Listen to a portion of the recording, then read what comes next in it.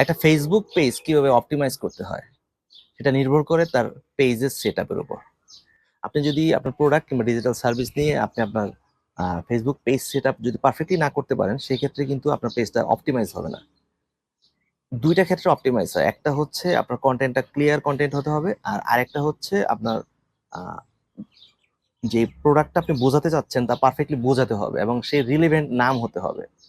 এই জন্য আপনাকে সুন্দর একটা নাম চয়েস করতে হবে।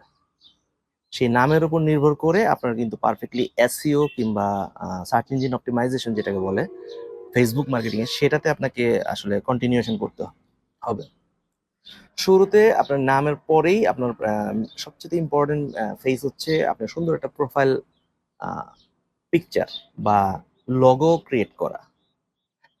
যেহেতু আপনারা প্রাথমিকভাবেই খুব বেশি ইনভেস্ট নিয়ে নামবেন না, এটা আমার নিজস্ব একটা মতামত।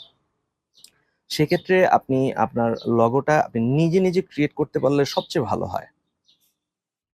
তবে লগোতে অবশ্যই আপনার ব্র্যান্ডের যে নাম কিংবা স্লোগান আছে সেটা কিন্তু অবশ্যই বুঝতে পারতে হবে।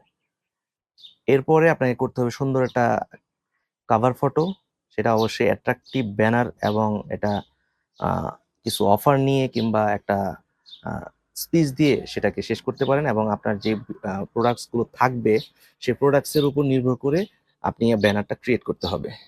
এরপরে আছে একটা অ্যাবাউট সেকশন, ছোট্ট একটা জাস্ট লগোর নিচেই থাকে দেখবেন। এই অ্যাবাউট সেকশনটা কিন্তু আপনি আপনার যে প্রাথমিক থিম কিংবা আপনার যে ডায়ালগ, এই ডায়ালগটা আপনাকে বোঝাতে হবে যে আপনি আসলে শর্ট বায়োতে কি জানাতে চাচ্ছেন। লেটস সে আমি লেদার জ্যাকেট নিয়ে কাজ করি, তো এই জন্য আমরা ওখানে রাখছি হচ্ছে 100% জেনুইন লেদার, যেটা আমরা বাংলাদেশেই তৈরি করি। এভাবেই আমরা করি লেদার বাংলাদেশের জন্য। আর এরপরে হচ্ছে লোকেশন, আপনি লোকেশন কিংবা আওয়ার যেটা এটা সেট আপ করে দিতে হবে। এটা বেটার হয় অনলাইনের ক্ষেত্রে আপনি 24 আওয়ার্স ওপেন রাখবেন। তাহলে হচ্ছে যখন বাংলাদেশের মানুষ যেহেতু একটু রাতে জাগে, আর রাতে পেজের অপটিমাইজেশনও খুব ভালো হয়, সেক্ষেত্রে আপনি 24 ঘন্টায় ওপেন রাখবেন। আর লোকেশন যেটা আপনার এটা যদি যে মার্কেটে কিংবা যে দোকানে কিংবা যে প্লেসে আপনার অ্যাড্রেসটা, সেই অ্যাড্রেসটাকে অবশ্যই আপনি উল্লেখ করে দিবেন।